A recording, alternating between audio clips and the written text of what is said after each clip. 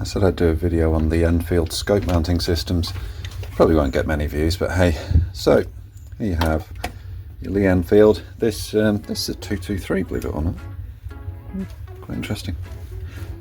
So what can you do? Well, this rifle, I'm intending on using this homemade, I think, scope mount.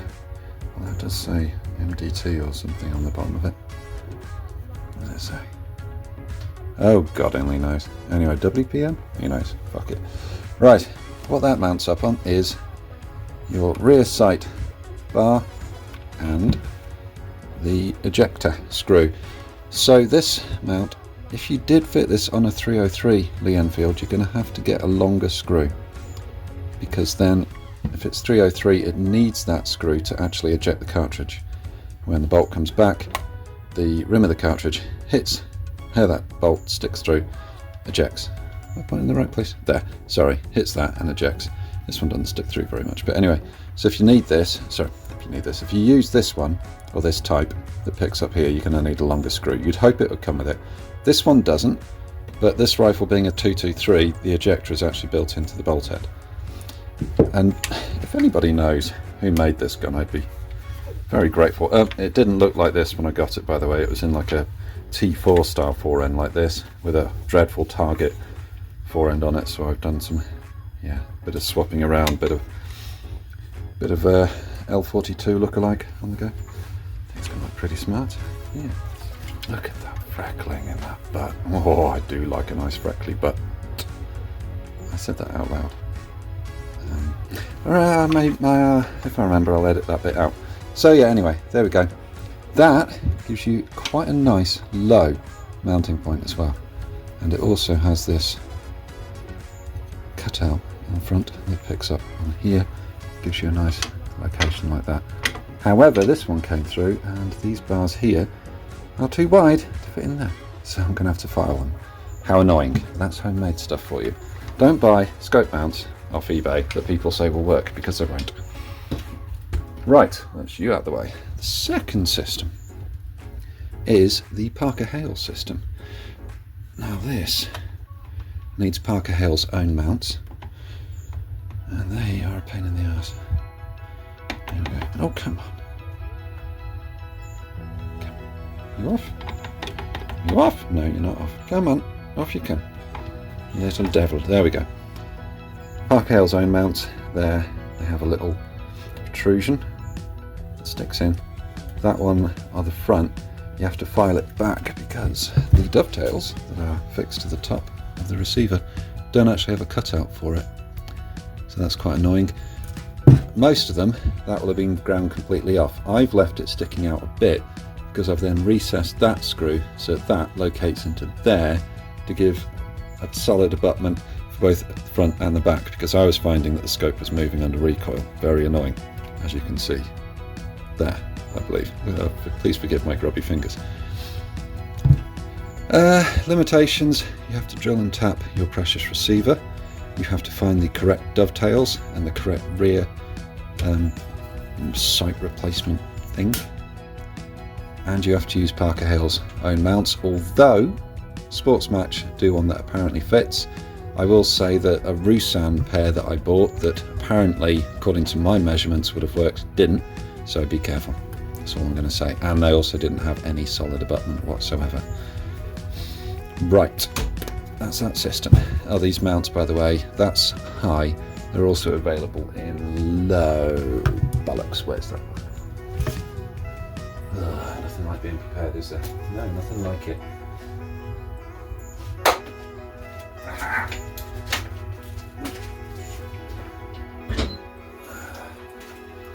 It's a bit windy and stormy today, and the fire was taking ages to catch, but it's just come. There we go. That's a low one.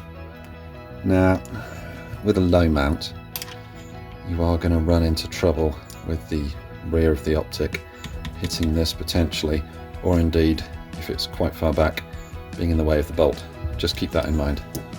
High mounts are better. Also, if you've got an enforcer style or L42, or indeed standard number 4 with a handguard, you've got to think about clearance here if you're going to use a bigger optic. That's that system. These, they come up on eBay every now and again. or specialists. I bought I've got quite a few pairs of them. Of these, not so many of those actually. Yeah, I've only got one spare front dovetail, but I've got a few of these. God, my fingers are grubby. It's coal. Right, that then brings me on to the final type of mounting system, which is the proper number 4T system. So you have a pad that fits on the front of the receiver. I think it actually does line up with that cutout there.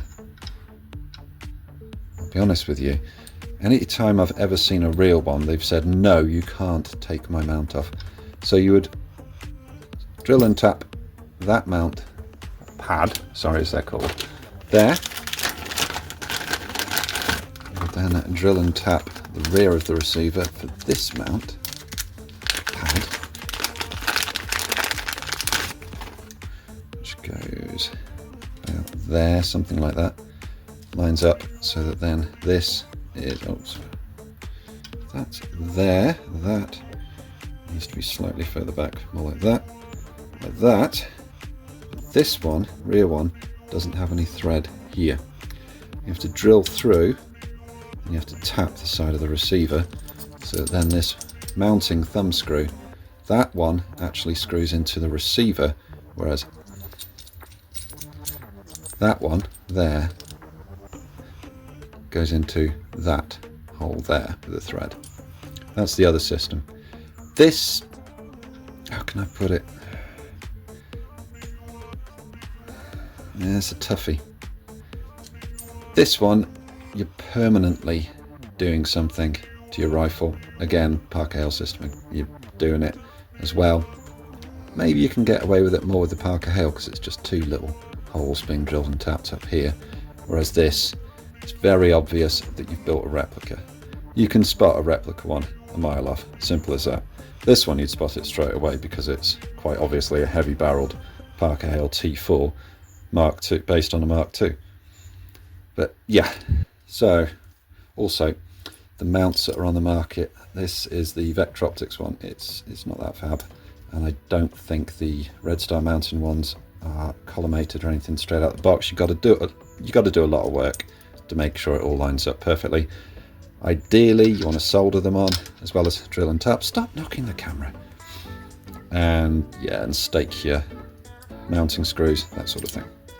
But that's an option, and that mount is actually not badly priced, buying it direct from Vector Optics. And if you buy it off of AliExpress, which I'm absolutely 100% sure is going to be the same right part, yeah, sure, it's even cheaper again. I think I saw it on there for 38 quid. It's not bad at all, really. Right, the other final type, I think I said that was the other final type, is this. This is a no-gunsmithing mount. What this does is it replaces your rear sight, drops in. This here mounts up against a charger bridge, and then this bit just sort of floats in midair. So you've got fitment here, you've got clamping there, floating at the front. Great, yeah, I mean, you can buy them in aluminium, in steel, but they're ugly. I'm sorry, they are ugly, and they're mounted like that. They're quite high, and you've got to think with the Lee Enfield, cheek weld is always marginal at the best of times. These make it really high up. Then when you fit your mounts, etc., even with a set of low mounts and something like an LVPO, your cheek is still hovering in midair, even if you've got the sniper cheek piece on. Still not great. So yeah, I'm not a huge fan of these. So personally, I like the Parker Hale system. Maybe I'm a Parker Hale fanboy, who knows, but that's what I like. There you go. So if you're somewhere where you can't just mail order these, I'm sure, and you don't mind about a bit of butchery of the rifle, I reckon someone would be able to knock you up something like this. So what I'm going to do, I'm going to hold it like that.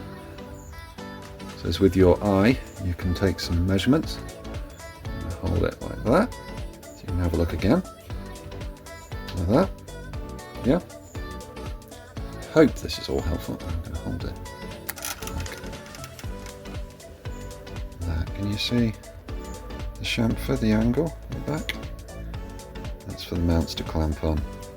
What I'd be tempted to do is have this sort of system. Again, if you don't mind drilling and tapping your rifle and you can't get these, have this sort of system, but have these as Picatinis or Weaver type bases with a slot across for your solid abutment for your mounts. That's what I'd be tempted to do. So like this system, but that there is actually a Picatinny rail or Picatinny little section. Do you see what I mean? So one slot, bit of bar each side, again one slot, like that. That's what I'd be tempted to do. And indeed, I'd love to get a machine shop to remake these as Picatinny. I might do that, who knows. If I do, I'll let you know. Hope that video helps someone. It's a quite long talky type video, and I'm assured that long talky videos are boring and my friends skip over them, but you know, there you go, such is life. Ta-ta.